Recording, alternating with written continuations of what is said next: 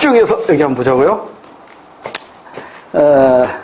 지금 비례대표제는 이게 지역대표제하고 달라요. 그러니까 이 비례대표제는 뭐냐면 전국이 하나의 선거구인 거죠. 지역대표, 지금 현재 우리나라 지역구가 253개인가? 까불까불한데? 253개인가 될 거예요. 거기서 한 사람씩 뽑잖아요. 근데 이제 전국구는, 비례대표제는 뭐냐면 전국을 하나의 선거구로 놓고 각 정당의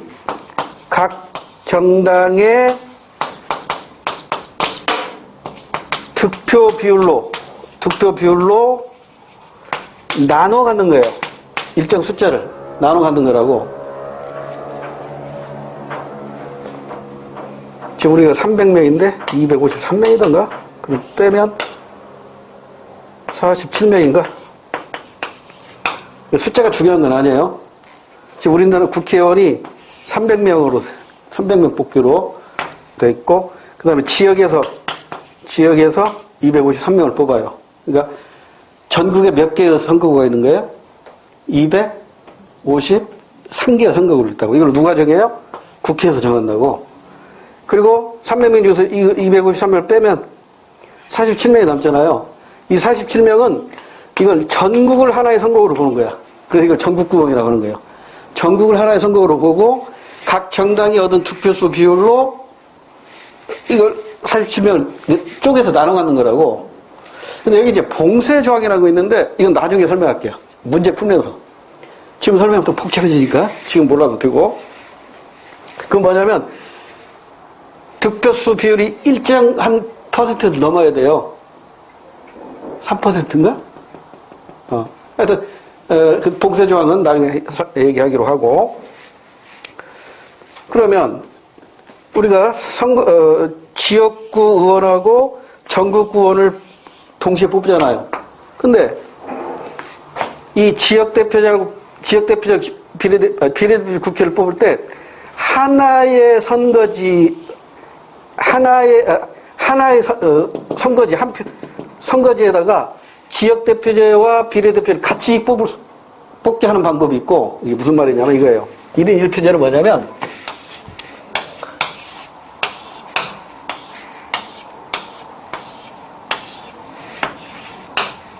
기호 1, 2, 3, 4, 5 정당명 A당, B당, C당, D당 무소속이라고 가정합시다. 5명 출마했고. 국회 봤죠? 20개 정도 되죠? 우리나라 정당. 굉장히 많잖아요. 그 다음에 후보자 명 김씨, 이씨, 박씨, 최씨. 우리나라 5대 성이 어떻게 되죠? 김, 이, 박, 최. 5번째 가장 많은 성. 이게 3천만 원짜리 퀴즈로 나왔어요. TV 퀴즈. 맞추면 3천만 원이야. 그런데 전화 찬스를 쓰대, 한 사람이. 그걸 딱 눌러더니 김이 박, 최까지 하고 생각이 안 나는 거야. 그러니까 전화 찬스를 쓰겠다고 한 거야. 이게 생방송이더라고요. 바로 전화를 걸더라고. 장인어른 지금 텔레비전 보고 계시죠? 우리나라 5대 성취였대. 정이지 그랬다고. 정가지 그랬어. 그래서 제가 딱 웃으면서 김이 박, 최, 장 그랬다고. 그러니까 사회자가 다시 한번 정확하게 얘기해 보세요. 김이 박, 최, 참 그랬다고. 땡. 이 한마디로 3천만 원 날라갔어요. 정시입니다. 우리나라 이게 5대성이에요. 5대성. 김이, 박, 최, 정. 우리나라 성씨도 400개가 넘대. 굉장히 많더라고요. 그 다음에 여기다가 이제 기명을 날인을 하겠죠. 도장을 찍는다고. 그럼 보세요. 이게 이제 1인 1표제야. 이게 1인 1표제야. 그럼 보세요. 나는 정당은 A당이 마음에 들어. A당이. 근데 후보자는 이 사람이 마음에 드는 거야. 그럼 어떻게 해야 돼요? 정당 보고 찍는 사람도 있고 후보자 개인 보고 찍는 사람도 있죠. 이게 이제 사회문화에서는 시험이 이렇게 나와. 개인을 중시하는 게 사회 명목론, 사회 집단을 중시하는 게 사회 실제론. 그러면 사회 명목론자는 사람 개인의 도덕성, 능력을 보고 찍으니까 2번을 찍어야지. 명목론자는. 그럼 실제론자는 뭘 보고 찍어야 돼요? 실제론자는 정당이 추구하는 정당 정책, 집단이 추구하는 정책을 보고 찍어야겠죠. 그러면 실제론자는 1번을 찍겠지. 그죠? 이게 이제 사회문학 과목에서 출제되는 사회 명목론과 사회 실제론의 차이인데, 이건 사회문학 시간에 다시 하기로 하고, 그럼 내가 이제 명목론자로 가정합시다. 그럼 내가 명목론자라면 나는 어디다 찍어야 돼?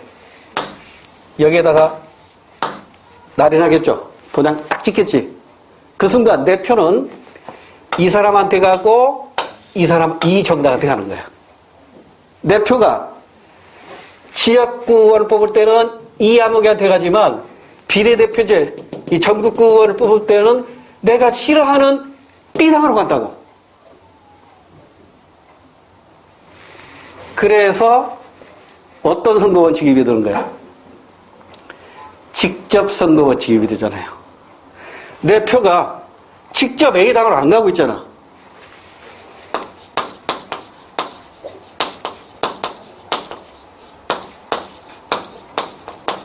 직접 선거에 유기되고 있다고. 그래서 도입된 게 있어요. 자, 그 다음에 또 하나. 내 친구가 있어. 내 친구는 열렬한 팬이야. 이 최 씨의 열렬한 팬이야. 그리고 D당의 당원이야. 그래서 내 친구는 그냥 고민할 필요가 없이 여기다 그냥 도장 꽝 찍고 기분 좋게 나왔어. 나하고 친구하고 기분이 다르죠. 나는 내 의사가 사람한테는 반영됐지만 정당한테는 반영이 안 됐으니까 내 표는 50%밖에 반영이 안 된 거지. 근데 이 친구는 지가 좋아하는 사람하고 지가 좋아하는 정당한테 모두 갔네? 그러니까 100% 자기 의사가 전달된 거지. 표의 가치가 다르잖아요. 내 표의 가치는 50원짜리고 친구의 표의 가치는 100원짜리야. 그럼 왜 어떤 선거가 주입이 되냐고?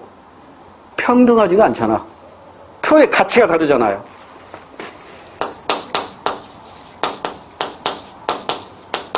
평등선거가 주입이 된 거야. 그래서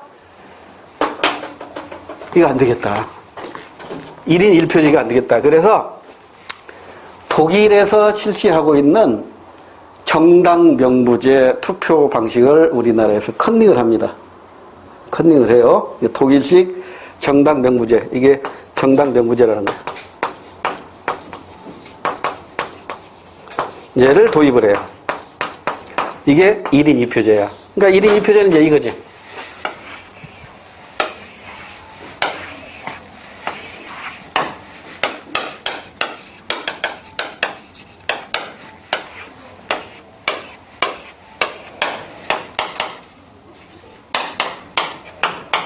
생략할게요.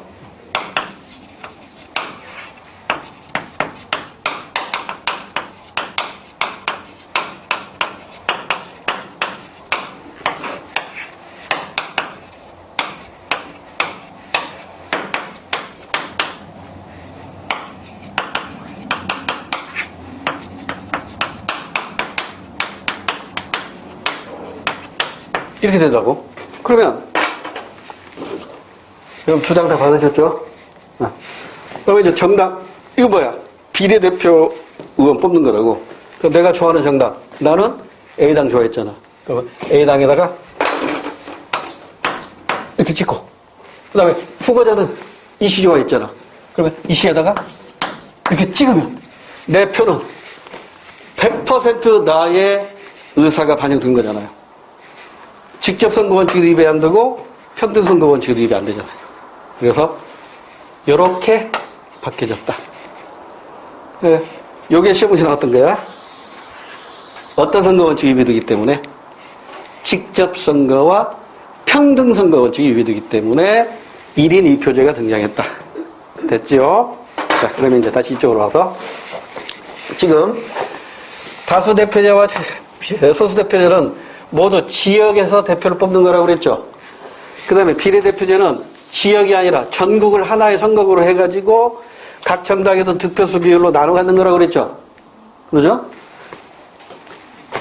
그런데 지금 현재 우리나라에서 채택하고 있는 것은 지역 대표제 중에는 뭐다? 다수 대표제. 그 다음에 비례대표제 채택됐죠? 그 다음에 컴포트, 여기서 비교할 게 나가 있어요. 직능 대표제라는 것도 있어요. 근데 이건 현재 채택하고 있는 나라가 거의 없습니다. 이건 뭐냐면 직업별로 대표를 선출하는 거라고. 그러니까 이 직업을 분류해 보면은요, 우리나라 직업의 종류 몇 가지 정도라고 생각하세요? 이게 대분류, 중분류, 소분류 있는데요. 중분류 하면 우리나라 한 5만 개 정도 된대요. 직업의 종류가. 그러면 중분류만 하더라도 5만 명을 뽑아야 돼. 그래서 이건 어떤 직업에 종사하는 인구는 많고 어떤 직업에 종사하는 인구는 적잖아요. 그냥 직업별로 국회의원을 뽑는다면 이것도 평등 선거 원칙이 위배된다고. 그래서 오늘날은 채택하는 나라 없습니다. 다만 우리나라 국회에 가보면 16개의 상임위원회라는 게 있어요. 그 상임위원회는요, 국회의원은 반드시 하나의 상임위원회에 들어가도록 돼 있거든요. 그런데 직업별로 들어가도록 돼 있습니다. 원칙이. 그러니까 우리나라 국회의 상임위원회 제도가 직능 대표제는 아니지만 직능 대표제의 기능을 해요. 그러니까 이를테면 건설업자야. 건설업자인데 국회의원이 됐어. 그러면 건설교통위원회 가야겠죠. 변호사 출신이나 판사 출신이야. 근데 국회의원이 됐다면 법사위원회 가야겠죠. 그러죠? 시인 도정환 씨가 국회의원이 됐어. 이 사람은 시인이니까 문화교육위원회 가야겠죠. 이렇게 직업별로 상임위원회에 들어가는 이런 제도가 바로 직능 대표제적 기능을 한다. 이렇게 이해해 두시면 되고, 이것도 시험 문제에서 한번 언급이 되었던 겁니다. 자, 그러면 여기서 또 하나 우리가 짚고 넘어갈 게 있어요.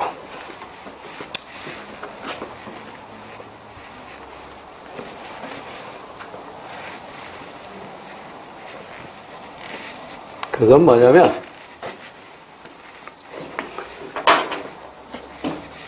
자, 소선거구제는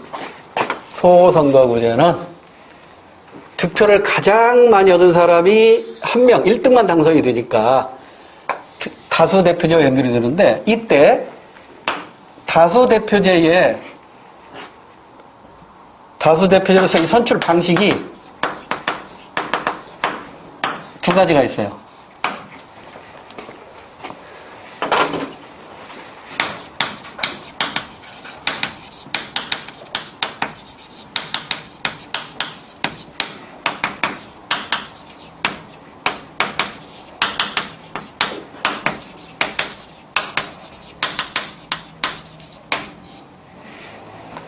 절대 다수 대표제와 상대 다수 대표제가 있어요.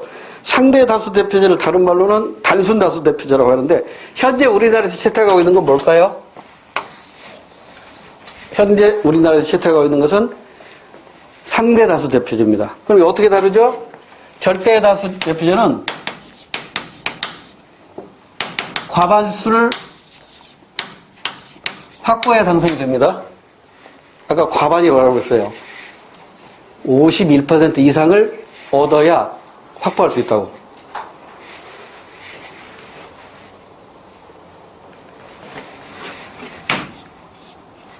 그래서 1차 투표에서 과반수 표를 얻지 못하면 2차 투표해야겠죠. 그걸 결선 투표. 결선 투표제라고 해요. 그러니까 이건 두 차례 투표를 합니다. 1차 투표를 해가지고 과반수를 못 얻었어요. 그러면 1등하고 2등만 결선 투표를 하는 거야. 3, 4등이 빼버리고 1등하고 2등 이 두 사람만 가지고 다시 한번 투표를 해요. 그럼 그 중에 반드시 과반 넘는 사람이 있을 거 아니에요. 그러니까 결선 투표는 선거를 몇 번 한다? 2번 해요. 그런데 이거 선거 2번 하려면 시간도 많이 걸리고 비용도 많이 걸리잖아요. 한 번에 끝나는 게 있어. 그건 뭐냐면 선호도를 표시하는 거야. 1번으로는 나는 이 사람 찍고 2번으로는 이 사람 찍어. 가지고 1순위를 가지고 안 되면 2순위까지 합쳐가지고 과반이 넘긴 사람을 찾아내면 되는 거예요. 이걸 우리는 선호투표자라고 하는데 이 선호투표는 한 차례로 끝. 한 차례 투표로 끝납니다. 이 정도만 알아두세요. 이게 이제 계산 문제로도 나와요. 수능에서는. 근데 우리 시험에서는 그 계산 문제까지 내려면 1분 안에 못 풀어. 물론 난이도를 좀 높여가지고 우리 시험에서 한 1분 30초나 2분에 풀 수 있는 문제를 낼 수도 있어요. 근데 그렇게 출제하기는 조금 애로사항이 있을 것 같아서 일단 절대 다수 대표제는 과반을 넘어야만이 대표가 되는 걸로 2번 투표하는 결선 투표제와 한 번 투표로 끝나는 선호 투표제가 있다. 이 정도만 알아두세요.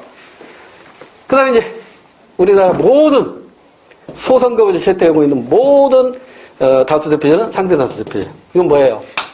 한 표라도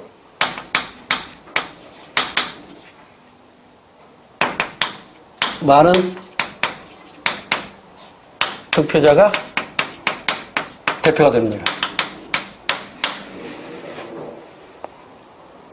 한 표라도 많이 얻으면 그게 당선이 되는 거라고. 이게 상대 다수 대표제.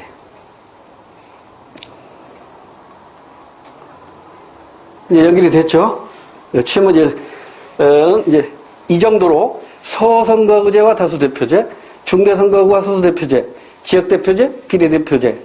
그 다음에 다수 대표제에서 선출 방식이 절대 다수 대표제냐, 상대 즉 단순 다수 대표제냐 그 차이. 절대 다수 대표제의 장점이 뭐예요? 대표성이 높다는 거겠지. 과반수 이상의 그 유권자의 호응을 얻었으니까 대표성이 높다는 거예요. 근데 상대 다수 대표는 20% 얻고도 당선될 수 있다고요. 그러면 대표성이 없는 거잖아. 그러죠? 이러한 문제점이 있어요. 그러니까 얘는 대표성 많지만 시간과 비용이 많이 들어. 얘는 대표성이 없지만 시간과 비용은 적게 들어. 근데 우리나라는 뭘 선택했어? 대표성은 없더라도 시간과 비용을 줄이는 우리나라는 이걸 선택하고 있다고. 이 정도만 알아도 일단 문제 푸는데 큰 어려움은 없어요. 그 다음에 중요한 것이 바로 요거야. 이 소선거구제에서 갖는 특징, 요거 시험 문제 아주 잘 나오니까 자, 지금부터 이 흐름은 이제 다 이해했으니까 요것만 집중적으로 정리해보자고요. 얘 반대로 하면 얘입니다. 그러니까 일단 얘의 특징, 요게 시험 문제 잘 나온다고.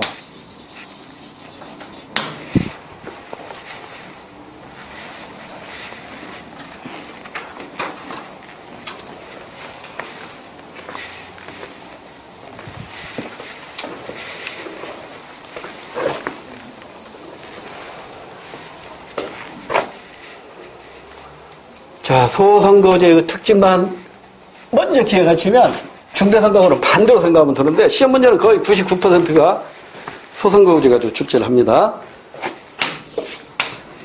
한 4가지 정도로 그 특징을 구분해가지고 공부하시면 돼요. 먼저 시험 문제 잘 나오는 순서대로 할게요. 얘는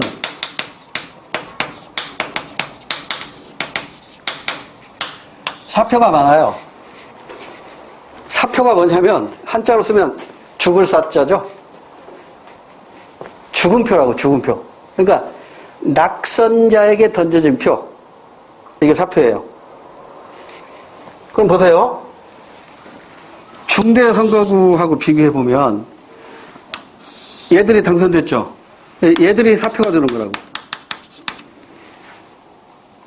근데 여기서는요. 1등만 당선되고 나머지는 다 사표가 되는 거라고. 1등만 당선되고 나머지는 다 사표가 되는 거라고. 그 사표가 이쪽이 많을까요? 얘들 합친 게 많을까요? 얘가 많아요. 사표가 많다는 얘기는 내가 투표가 왔는데 내가 찍은 사람이 떨어졌네? 이 사람이 많다는 얘기야. 그러죠? 낙선자에게 던져진 표가 많다는 얘기는 내가 찍은 사람이 떨어졌네? 그럼 기분 좋은 사람 없다고. 기분 나빠. 그러면 이제 어떻게 생각해? 그래, 차례 먹어라. 다음 선거 때 보자. 이거라고. 그러니까 일단 다음 선거 때까지 관심 있어요, 없어요? 없어요.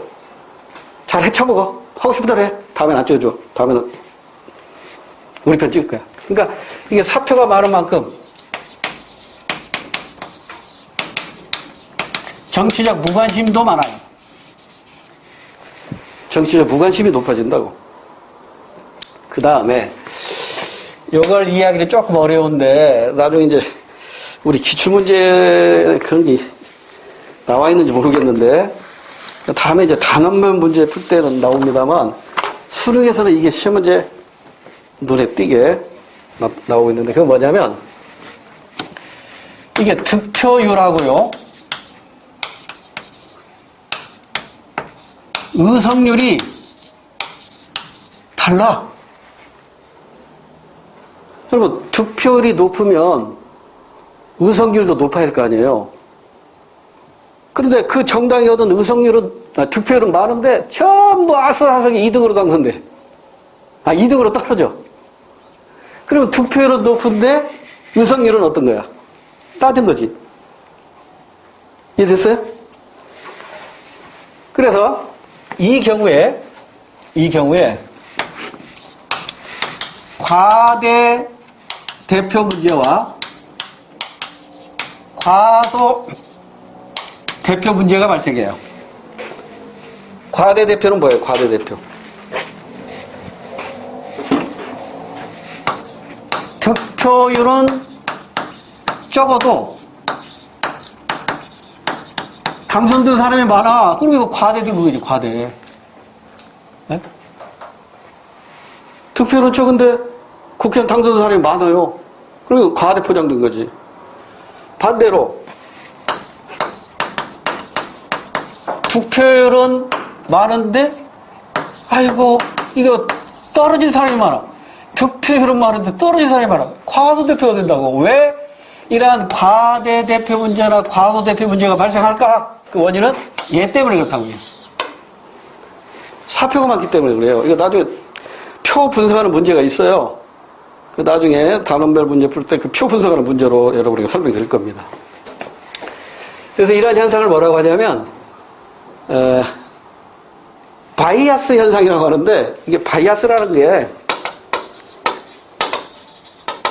이 바이아스라는 게 기울어짐, 치우침 이런 뜻이거든요. 바이아스 현상이 나타난다. 이게 시험 문제에서 이렇게 표현하더라고요. 그래서 이 의석률과 득표율이 다르기 때문에 이런 과대 대표와 과소 대표와 같은 치우침 현상, 바이아스 현상이 나타납니다. 이거 다 시험 문제에 언급됐던 것들이니까 기억해 두시고, 그 다음에 선거구가, 즉 지역구가, 지역 선거구가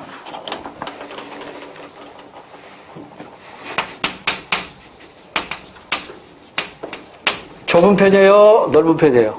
청주를 하나의 선거로 보면 그 지역구가 굉장히 넓잖아요. 근데 이걸 넷으로 쪼갰으니까 4분의 1씩밖에 안 되죠? 그러니까 지역 선거구가 좁아요.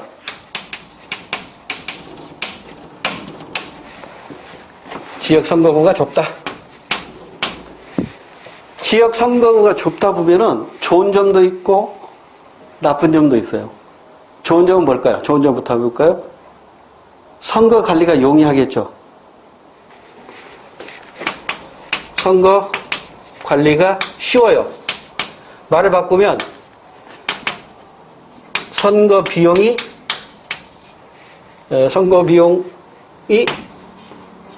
적게 들어요. 그런데 선거 관리가 용이하다는 얘기는 말을 바꿔볼까요? 통반장이 다 해먹을 수가 있어요. 선거 관리가 쉽다는 얘기는 그 지역에 힘 있는 사람이 부정을 할 가능성이 높아요. 그러니까 관권 개입이 쉬워져요. 즉 부정 선거 우려가 있어요.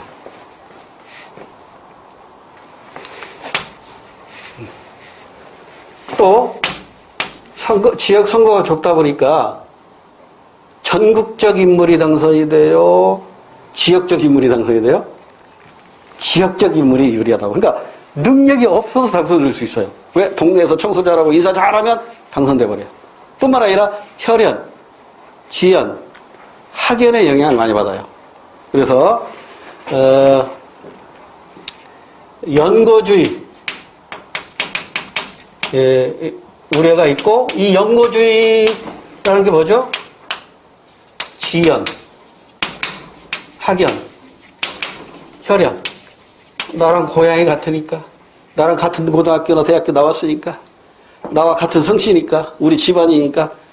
그러다 보면은 전국적인 인물보다는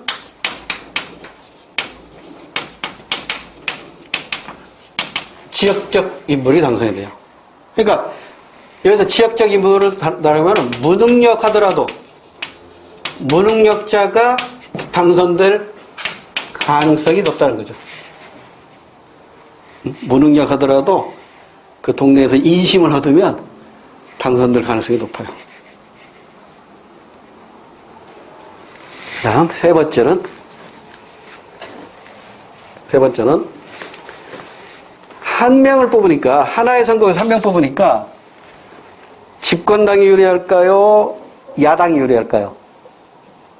어드밴티지가 있는 집권당이 유리하겠죠? 아무래도 집권당이니까 프리미엄이 붙는다고, 프리미엄. 그래서 집권당 또는 기득권당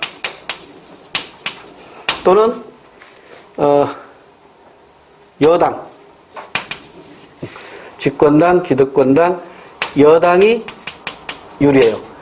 말을 바꾸면 야당은, 군소정당은 불리하겠죠?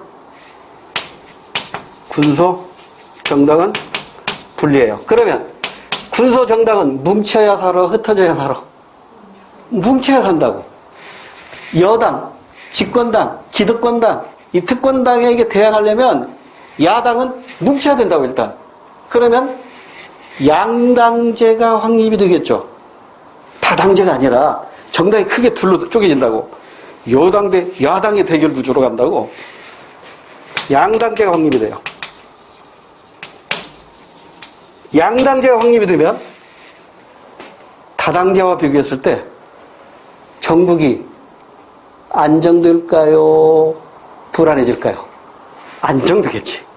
여러 정당이 막 싸운 것보다 두 개 정당이 딱 버티고 있으니까 전국이 안정에 기여하게 됩니다.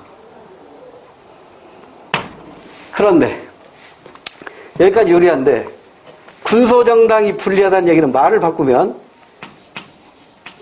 정치적 신인은 불리하겠지. 집권당이 딱 기득권당이 딱 자리 잡고 있으니까 새로운 인물은 진출하기가 어렵다고. 새로운 인물은 정치적 입지가 좁아질 수밖에 없단 말이에요. 그 다음에 마지막 네 번째. 요게 이제 취걸에서 조금 문제로 많이 만들어지대. 여러분, 청주를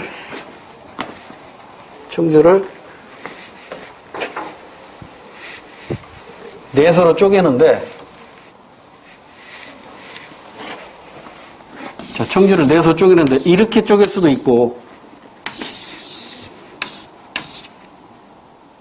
이렇게 쪼갤 수도 있고, 이렇게 쪼갤 수도 있고, 이렇게 쪼갤 수도 있고, 네 개로 쪼갰잖아요. 그러면 어떻게 쪼개는 것이 우리 당에 유리한가를 생각한다면 그걸 골라서 결정하겠죠? 이걸 우리는 뭐라고 그랬죠? 게리 맨더링이라고 하잖아. 그러면 게리 맨더링은 집권당에게 유리하도록 지들이 횡포를 부리는 거잖아요. 게리 맨더링의 우려가 높다 낮다? 높아요. 그래서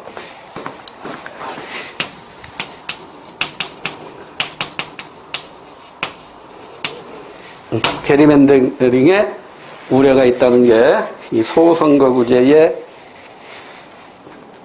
단점입니다. 그래서 시험 문제는 거의 이 안에서 내. 거의 이 안에서. 그리고 이제 중대선거구는 이걸 뒤집으면 돼요. 그러니까 시험 문제는 요거 잘 안 내. 요거보다는 주로 여기서 시험 문제를 낸다고. 자, 그러면 우리 교재를 잠깐 보자고요.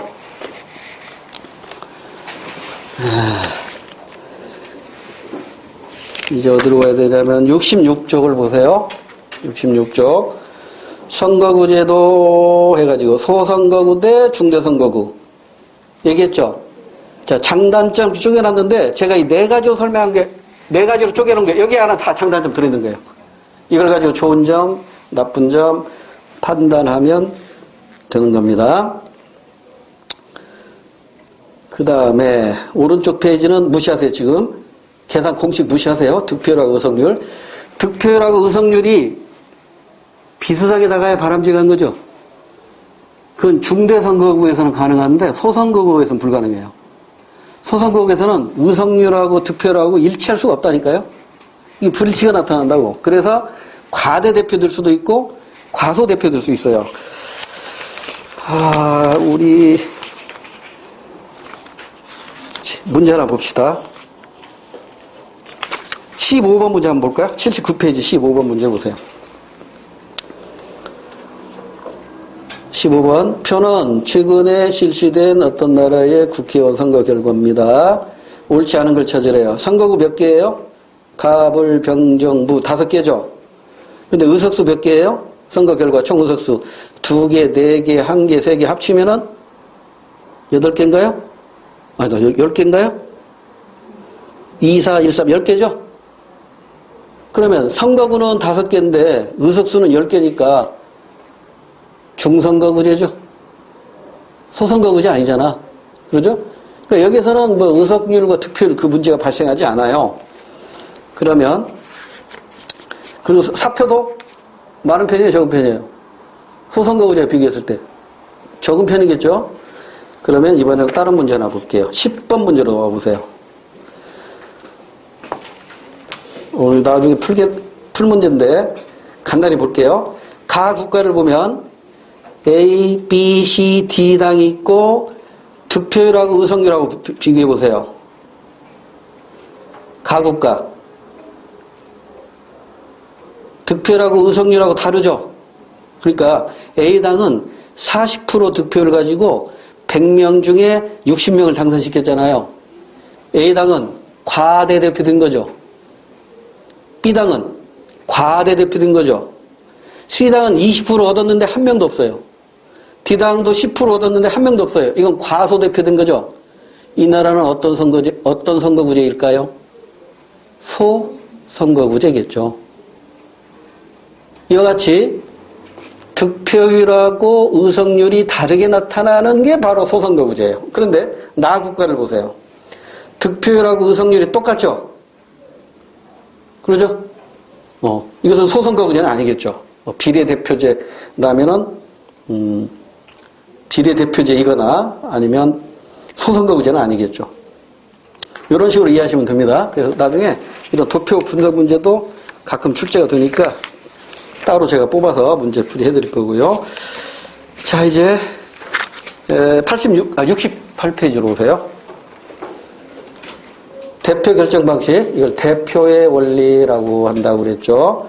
다수대표제, 소수대표제, 비례대표제, 직능대표제가 있는데 다수대표제하고 소수대표를 묶어서 뭐라고 해요?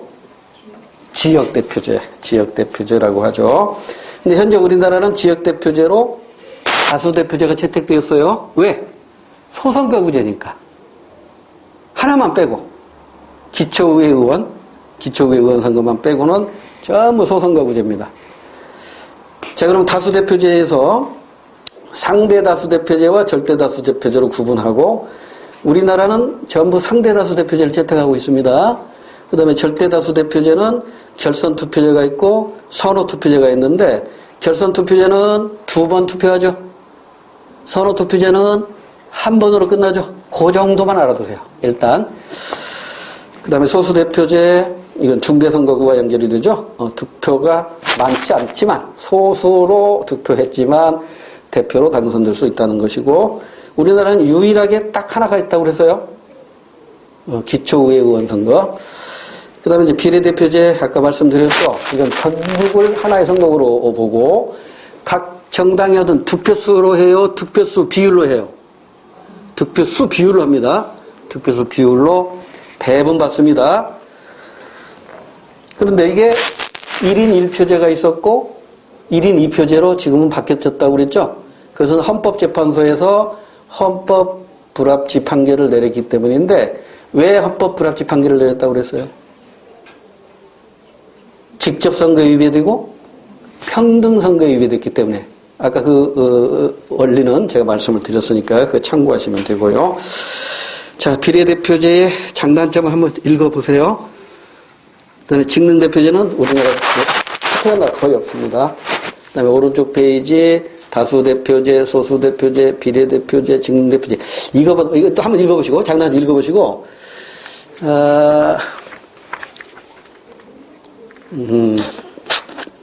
거기에 여기에는 없네. 자, 일단 다수대표제 장점. 지금 현재 우리나라 채택하고 있는 게 다수대표제니까 여기다 포인트를 맞추고 그다음 비례대표제 장점. 현재 채택하고 있는 것이니까요. 그래서 다수대표제하고 비례대표제의 장단점은 반드시 기억해야겠죠. 현재 우리나라에서 채택하고 있는 거니까요. 자, 다수대표제. 의회 다수파의 안정 의석 확보에 유리합니다.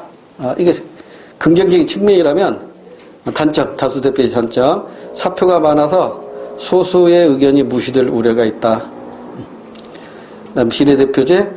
사표를 줄이거나 아니면 사표를 아주 없게 만드는 거죠. 사표를 줄이거나 사표를 방지하여 정당 정치를 구현한다는 장점이 있는 반면에 군소정당이 난립하면 전국이 불안정할 우려가 있어요. 그래서 봉쇄조항이라는 게 있어요. 국회의원 3사람 이상을 당선시키거나 5% 득표를 해야만이 배분해주는 이런 봉쇄조항이 있는데 이건 우리 교과서는 없는 얘기지만 문제에서는 가끔 눈에 띄기 때문에 한번 말씀을 드렸고 그 다음에 상대대표제와 절대대표제 장단점 아까 얘기했던 거죠. 현재 우리나라 채택하고 있는 건 상대다수대표제니까 여기다가 포인트를 맞추세요.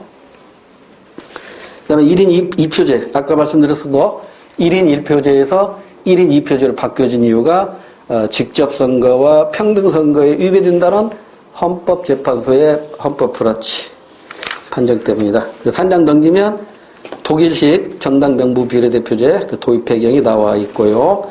그 다음에 5번에 우리나라 현행 선거제도 대통령, 국회의원, 지방자치단체장, 지방의회 의원, 특별자치제 선거 읽어보세요. 다 아시는 내용일 거야. 하나만 조심하라고 그랬죠. 지방의회 지역구 의원, 지역대표, 중선거의제 2명 뽑고 그렇기 때문에 소수대표제입니다. 피선거권, 임기 피선거권은 선거에 나갈 수 있는 자격을 말합니다. 그러니까 대통령은 40세 이상, 국회의원은 20세 이상. 그 다음에 임기는 대통령 5년, 의원이나 지방자치단체장은 4년 임기. 여기 조심해야 할 게 있죠. 연임이 가능한 게 있고 연임이 3회까지만 되는 게 있어요. 연임 3회까지만 되는 게 뭐예요? 2가지.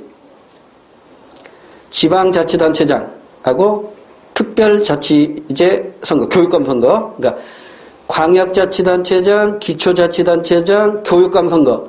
요 3가지만 3회까지 연임할 수 있어요. 서울시장 몇 번까지 할 수 있어요? 3번까지 했어요. 충북도지사 몇 번까지 할 수 있어요? 3번까지 할 수 있어요. 충북교육감 몇 번까지 할 수 있어요? 3번까지만 할 수 있어요.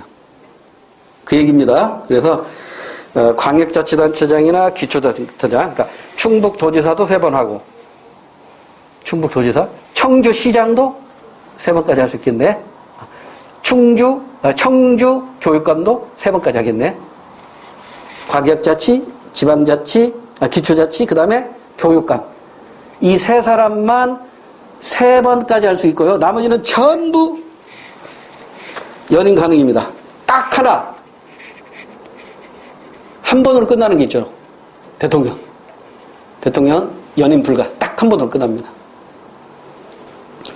그 다음 오른쪽 페이지는 지금 무시하세요. 지금 볼 필요 없어요.